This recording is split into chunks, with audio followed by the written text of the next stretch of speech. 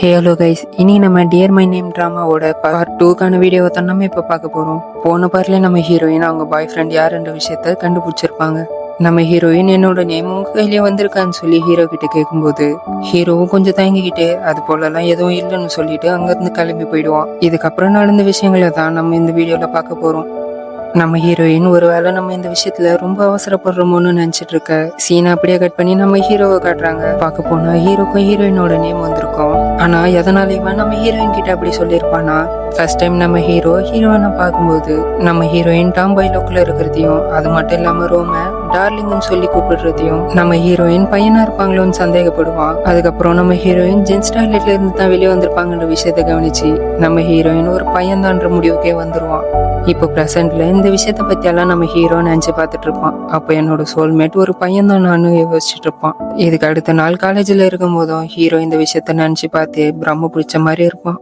இந்த விஷயத்த பார்த்த ஹான் இவன் பேய் அந்த மாதிரி இருக்கான்னு ஹீரோவை கூப்பிடும் போது தான் ஒரு சுய நினைவுக்கே வருவார். இவங்க ரெண்டு பேரும் இது போல பண்ணிட்டு இருக்கும் போது அப்படியே சீனை கட் பண்ணி நம்ம ஹீரோயினை காட்டுறாங்க. நம்ம ஹீரோயின் ரோம் கிட்ட புலம்பிட்டு இருப்பாங்க. நான் என்னோட சோல்மேட்டை பார்த்தேன், ஆனா அந்த பையனுக்கு என்னோட நேம் வரவே இல்லைன்னு அவன் சொல்றான். இந்த ஆசை காட்டி மோசம் பண்றதுன்னு சொல்லுவாங்களே, அது இதுதான் நான் கேட்டு இருக்கும்போது சரியா இவங்க ரெண்டு பேர் தங்கி இருக்கிற இந்த வீட்டுக்கு நம்ம ஹீரோவும் வராரு. எதுக்காகனா நம்ம ஹீரோட ஃப்ரெண்டு ஹான் இருக்கான்ல, அவன் தான் இங்க வர சொல்லியிருப்பான்.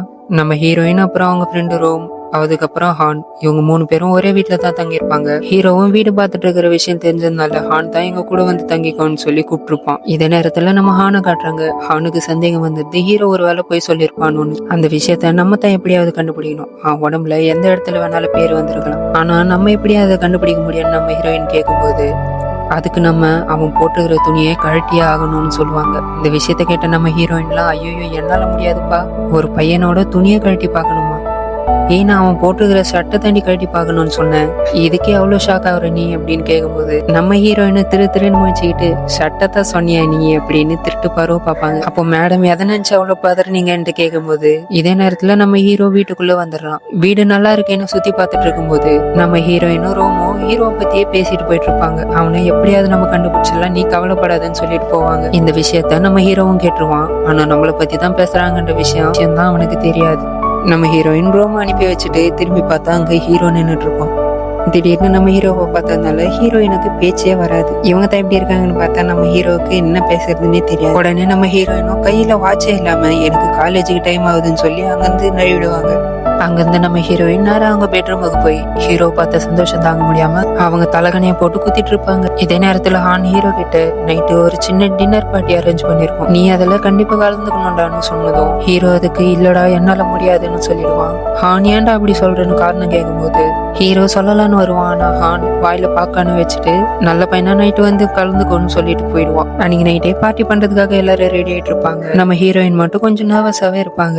அப்போ ஹான் ஹீரோவை கூப்பிட்டு வந்து எல்லாரும் முன்னாடியும் அறிமுகப்படுத்தி வைப்பான். இவனும் நம்ம காலேஜ் தான் சேர்ந்திருக்கான், இதுக்கப்புறம் நம்ம கூட தான் தாங்க போறான்னு சொல்லுவான். நம்ம ஹீரோயின் ஹீரோவை கண்டுக்காத போலயே தான் காட்டிப்பாங்க. அப்ப கிம் ஹீரோ கிட்ட அறிமுகமாயிப்பான். நம்ம ஹீரோயின் அப்பயே கண்டுக்காத போலதான் இருப்பாங்க. இதை கவனிச்ச ஹான் நான் என் ஃப்ரெண்டை இன்ட்ரோடியூஸ் பண்ணிட்டு இருக்கேன், நீ பாட்டுக்கு எங்கேயோ பாத்துட்டு இருக்கேன்னு கேட்டதும் நம்ம ஹீரோயினும் இவன் ஒருத்தன் விஷயம் தெரியாம வணக்கங்க அப்படின்னு சொல்லுவாங்க. பதிலுக்கு ஹீரோவும் வணக்கம் சொல்லுவாரு.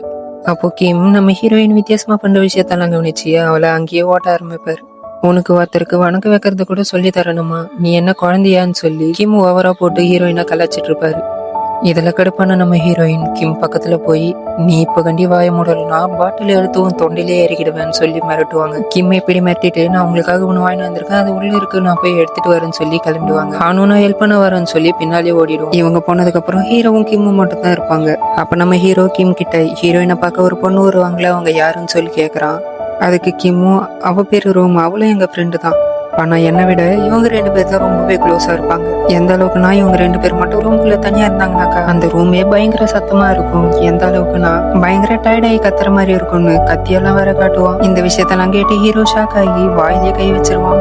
அது மட்டும் இல்லாம நீ தம்பா அவங்க ரூமுக்கு பக்கத்துல இருக்கு, அதனால அவங்க போடுற சத்தம் உனக்கு கிளியராவே கேட்கணும்னு சொல்லுவான். இந்த விஷயத்தெல்லாம் ஹீரோ கேட்டு ஹீரோயினும் ரோமும் பேசி பழகின விஷயத்த நினைச்சு பாக்குறான். அப்போ இவங்க 2 பேருமே ரிலேஷன்ஷிப்ல இருக்காங்கன்னு சொல்லி ஹீரோ தப்பா நினைச்சுப்பான்.